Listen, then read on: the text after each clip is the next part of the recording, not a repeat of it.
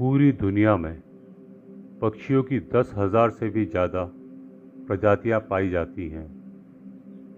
सभी के वही दो पंजे, दो पंख और एक गर्दन होती है। लेकिन इन्हीं में से एक ऐसा पक्षी है जिसकी एक अलग ही पहचान है, जो आसमान का सीना चीर के हजारों मीटर ऊपर 120 किलोमीटर पर आवर की रफ्तार से उड़ता है, जो खुद से कई गुना अधिक वजन के शिकार को भी अपने पंजों से दबोचकर उड़ जाता है और इसीलिए उसे पक्षियों का राजा कहा जाता है। जिसे हम बाज के नाम से जानते हैं, और एक बाज इतना ऊंचा मुकाम हासिल करता है अपनी ट्रेनिंग और अपने पुनर्जन्म की वजह से। अगर आप भी इस दुनिया में एक मुकाम हासिल करना चाहते हैं तो एक बाज को बाज बनने का पूरा सफ़र आपको जानना बहुत ज़रूरी है, क्योंकि आजकल अधिकांश लोगों को 25 से 30 साल की उम्र के बाद ही रिस्क लेने से डर लगने लगता है। लेकिन एक बाज के जीवन की शुरुआत ही रिस्क लेने से होती है।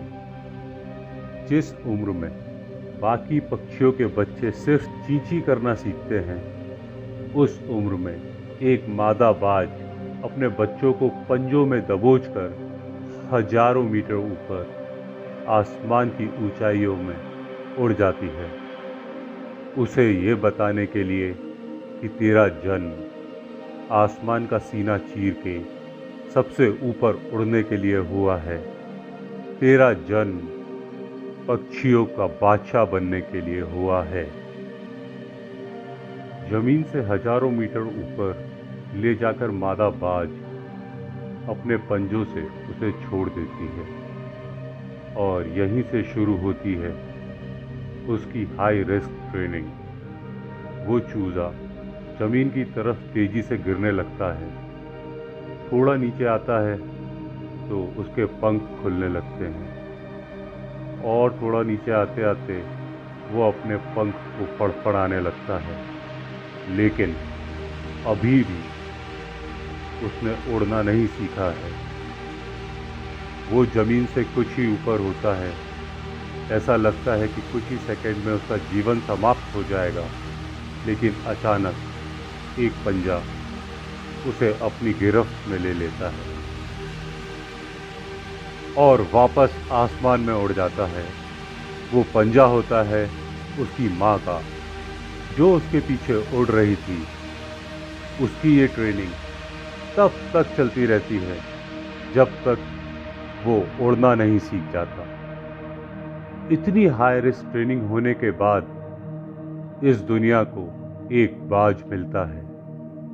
बारिश के वक्त जब सारे पक्षी आश्रय की तलाश करते हैं, तभी यह बाज उसी बारिश में आसमान को चीरते हुए ऊपर निकल जाता है और बादल से कहता है, तू बरस ले, कितना बरसेगा, और फिर नीचे आकर चैलेंज करता है। एक बाज की उम्र लगभग 70 साल की होती है। जब वह 40 साल का होता है, तब एक परेशानी उसकी जिंदगी में मौत बनकर आती है, जो आपकी परेशानियों की तुलना में बहुत बड़ी होती है, क्योंकि 40 की उम्र में बाज की चोंच इतनी मुड़ जाती है कि उसे शिकार निगलने में बहुत परेशानी होती है। उसके पंख भारी हो जाते हैं, छाती से चिपकने लगते हैं, जिससे उड़ना बहुत मुश्किल हो जाता है। उसके पंजे लंबे और लचीले हो जाते हैं, जिससे वो शिकार को सही से नहीं पकड़ पाता। अब उस बाज के पास सिर्फ 3 रास्ते होते हैं। पहला, अपने शरीर को त्यागने का। दूसरा, गिद्ध की तरह छोड़े हुए भोजन पर निर्भर हो जाए। और तीसरा, सबसे कठिन और पीड़ादायक रास्ता अपने आप को पुनः स्थापित करने का, फिर से आसमान का सीना चीरकर उड़ने का।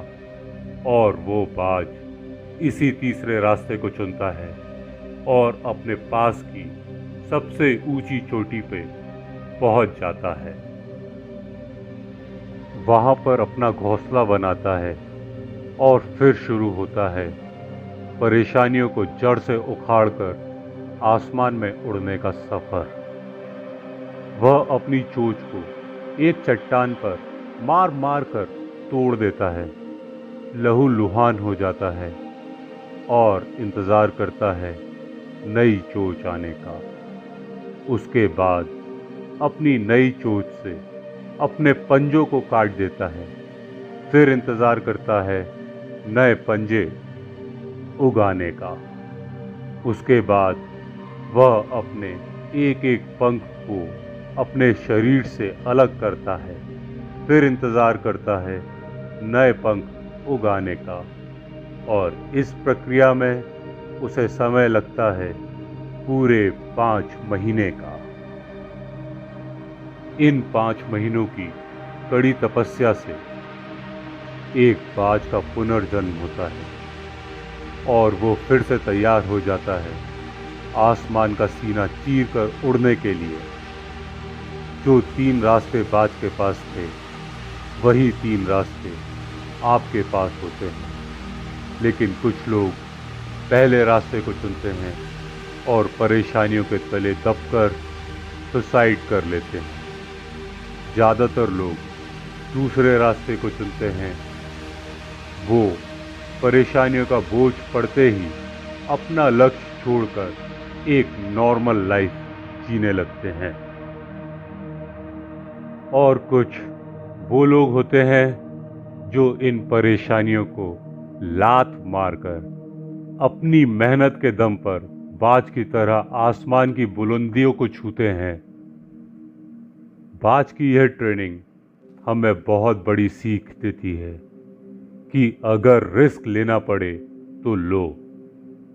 अपने फील्ड में अपने आप को इतना ट्रेन कर लो कि उस फील्ड में आपसे ऊपर उड़ने के बारे में सोचकर लोगों के पसीने छूट जाएं। तभी आप अपनी फील्ड के बादशाह कहलाओगे।